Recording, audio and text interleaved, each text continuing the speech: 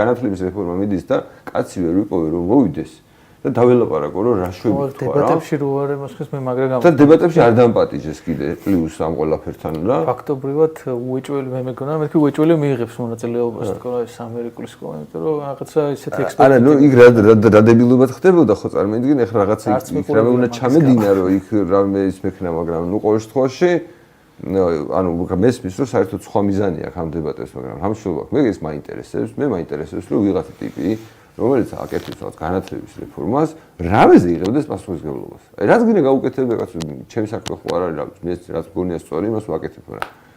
ანუ ეს ჩვენი შვილები ხო ამ რა ვიცი 600,000 ბავშვია სასკოლო სისტემაში. აი 600,000 ბავშვთან ერთად იცხოვრებენ ამ ქვეყანაში რა.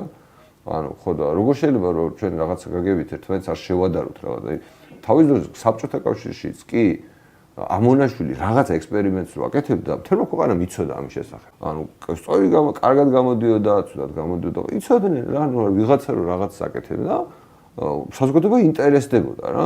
ნუ შეიძლება ნებართვით აკეთებდა და ესე არ აკეთებდა, როგორც ახლა ჩვენ ვაკეთებთ, მაგრამ ამჟამად აქვს რა, ანუ ამ სფეროში რაღაც რადიკალურად განსხვავებულის დატესტვა ხდება. როგორ უნდა გაინტერესებდეს რომ უბრალოდ შეადარო თუნდაც აკადემიურ ნაწილში აი რაც ამ ადამიანებისთვის ვინც სკეპტიკურები არიან ალბათ ყველაზე სერიოზული არგუმენტი იქნება საბოლოო ჯამში ხო და მე რატომაც დარწმუნებული ვარ რომ ამათ ვარო ესე გააგრძელონ აი შენ მეუნებოდი წავ ხო აი ციგნების კითხვას რა აი რა ხელა რაღაცა შეიცვალა რომ აუ ბავშვმა ციგნების კითხვა დაიწყო 8 წლის ბავშვი 25 გვერდს კითხულობს დღეში და ბოლოს 3 თვეში თორსტები მერვე წიგნს დაამთავრებს ახლა რა ბოლოს 3 თვის განმავლობაში ხო და ანუ შემიძლია ყველაფერს თავიდან ხო რაღაც შედეგი არის ანუ რაღაც დამოკიდებულების ცვლილება მოხდეს რომ მოიწვია